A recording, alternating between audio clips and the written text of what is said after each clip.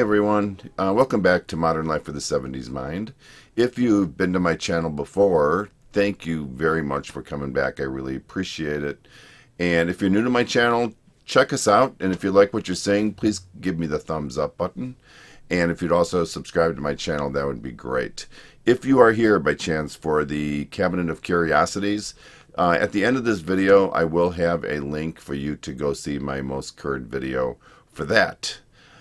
Alright, so today I am going to be reacting to a singer that I've reacted to one other time, and her name is Gabrielle Aplin.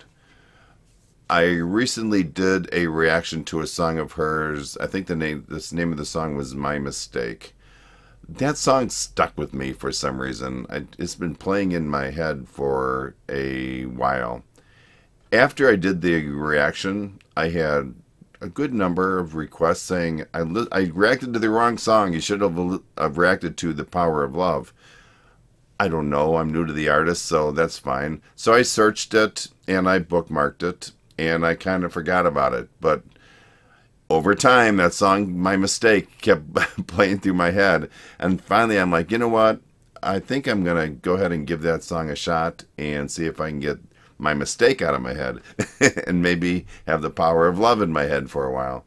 So that's where we're at. It's Sunday night here in my world. I'm not sure what day it is when you're seeing this, but I had some extra time.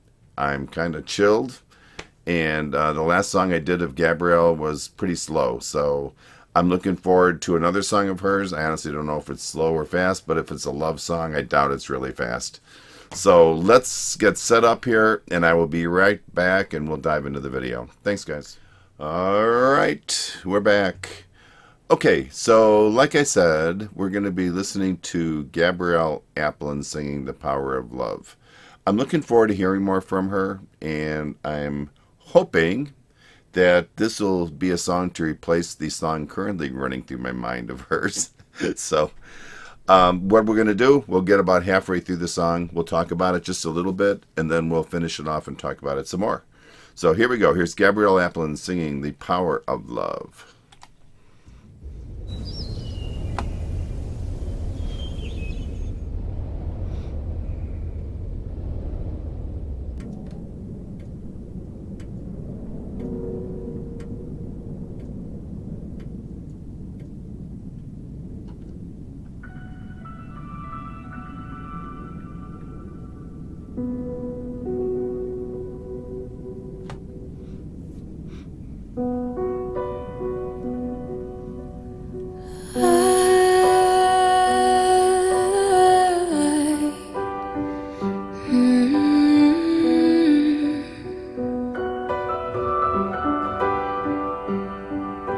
Dreams are like angels, they keep at bay.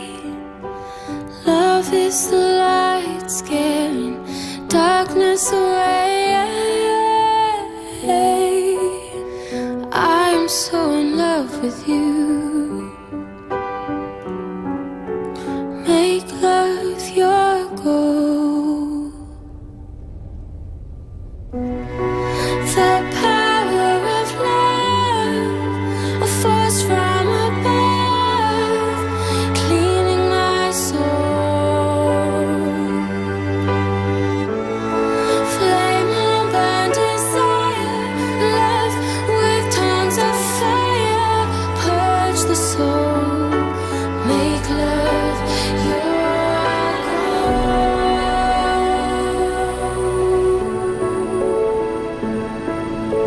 Okay, I'm probably stopping it a little sooner than I wanted to, but I know this song. I didn't realize that this was a song that I had already known. It is a remake, and I think the original was by Simple Minds. No. Frankie Goes to Hollywood. This was a Frankie Goes to Hollywood song, and it was probably from the mid-'80s. I didn't know this was a cover, like I said, and what I recall from the album, it wasn't like a typical Frankie Goes to Hollywood song. We're going way back, guys. We're 80, 90, we're talking 40 years ago. This wasn't a typical Frankie Goes to Hollywood song at all. Personally, from what I remember of it, I think this was one of the better cuts off the album. I wasn't a big fan of Relax. That was it. That was the big hit of theirs. I didn't like it at all. I thought it was kind of stupid. Sorry to all you Relax fans out there.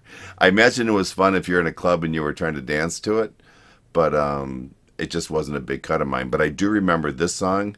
It was a slower song. It was very non-typical of Frankie Goes to Hollywood, and I remember thinking that was probably the best cut on the album. Regarding Gabrielle Aplin's take on this, for the little bit that I've heard, I really think it's kind of hauntingly beautiful. I think she's sounding really good, and I love the setting. When I look at it, she's in like this empty house, and it's been previously lived in. It's a beautiful house, but everything's just kind of emptied out and there's stuff laying around and sheets and stuff like that. This isn't probably what the people who created the video or came up with the concept were thinking of, but when I see that, I see like a once beautiful house that's like a couple had lived in. Things maybe fell apart and they've now moved out, so all you have left is this shell of was once a beautiful house. That's probably not where they're going with the song, but disregarding the words and just looking at the video, that's what I'm saying. It's not a take that I ever had on the song when I heard it originally. I didn't see that, but now looking at the video, I wonder if that's where they're going with it, because why would she be in this abandoned beautiful house? So that's just my take on it. I'm sure 20 people will have 20 different takes on it, but let's see where this goes. Like I said, I've only gone a little bit into it. I'm going to go ahead and play this to the end, though, and then we'll just go from there and talk about it. All right, here we go.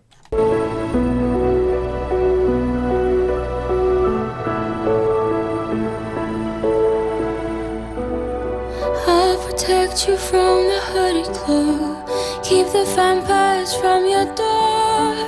When the chips are down, I'll be around with my undying, death-defying love for you. Envy will hurt itself. Let yourself be beautiful, sparkling like flowers and pearls and pretty girls.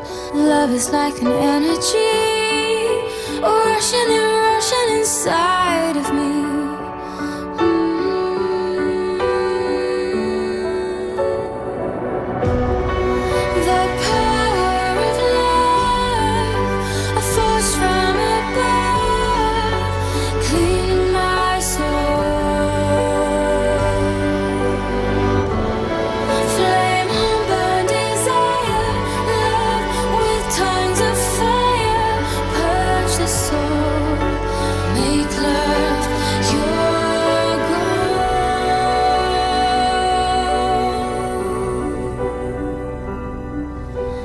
This time we go sublime.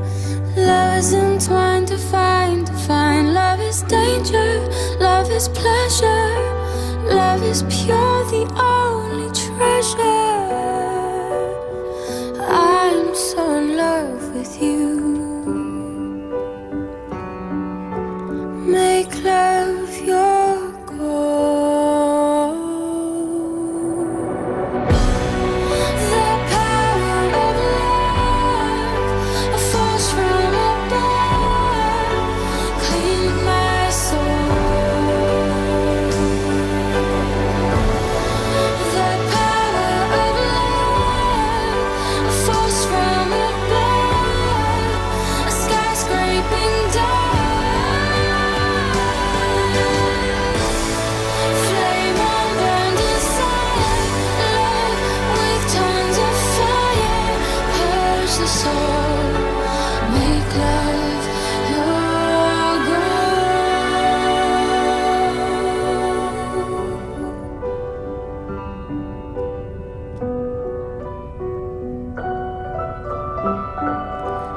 Make love your goal.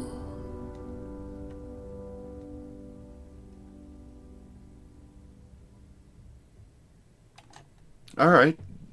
I like that. You know, I bet this is an older video because she looks younger than she did in the My Mistake cut that I saw. I really like the simplicity of this version. It's been so long. I wish I would have known this was a Frankie Goes to Hollywood song because I would have listened to that so I had something to compare it to. But I don't remember it being this relaxing. It was the mid '80s though, and you're not going to have this type of sound, I don't think, back then. I think the arrangement was perfect for this song. In the, how do I say this? In a couple of songs that I've heard from her, I'm really starting to like her voice. I'm kind of surprised I haven't heard more from her because she really does have a rather unique sound to it, and I'm not sure what it is. I don't know if it's a slight raspiness or what it is, but I like her voice. Her style of singing makes me hang on to really every word that she sings. And she seems to, and the reason I say that, she seems to hold the certain notes just slightly longer than you expect her to. And I think that kind of slows things down and kind of draws it out and probably draws more attention to whatever she's saying. So I'm not, maybe it's not that I think her voice is different from other people, but maybe it's just the way she's singing it. I don't know. I'd have to listen to it some more. I'm trying to make sense of it all, man. I like when the orchestra was brought a little bit more up front at the end, and it kind of filled out the song a little bit more, which was really nice. And that high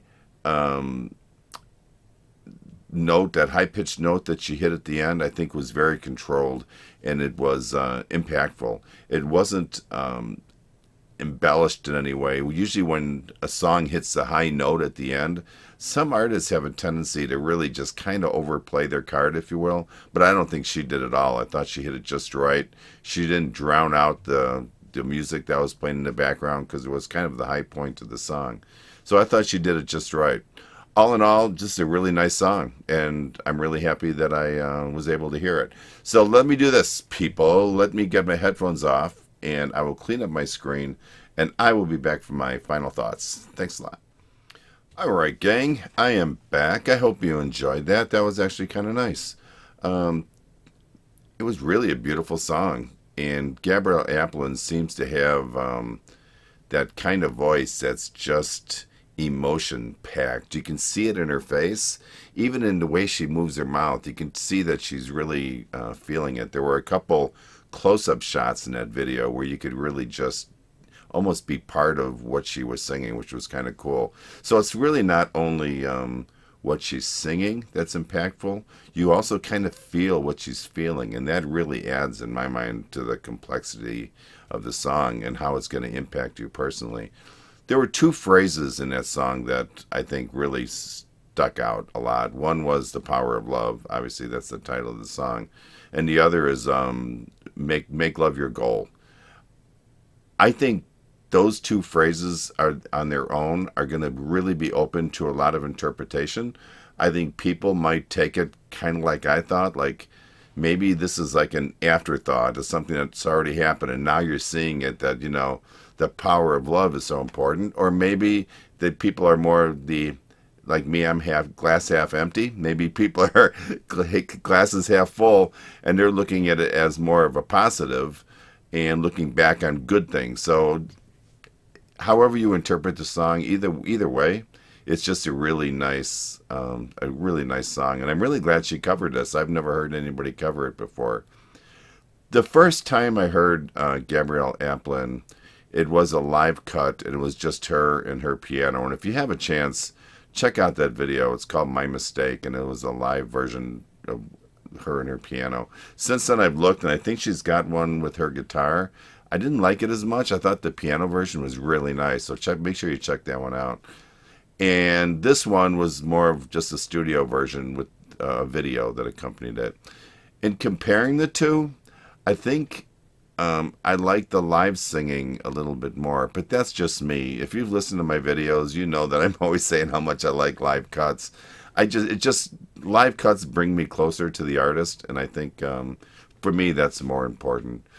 I listen to her, and I feel like there's probably so much good music that I haven't heard of hers, and I'm really looking forward to hearing some more. So if you are familiar with this artist and you have some recommendations on what I should listen to next, please let me know. And it doesn't have to be slow.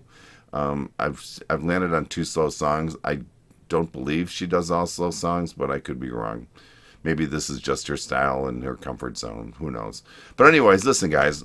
If you like this video, please give me a thumbs up. And if you would please subscribe to my channel, that would be even better. Not prescribe, subscribe. Also, if you would click the notification icon, that way you'll be notified anytime I release some new content. And like I said, at the end of this video, there will be a link to Bob's Cabinet of Curiosities, which you might find interesting. All right. Thank you, guys. That was fun. Peace out. I'll catch you guys next time. Bye.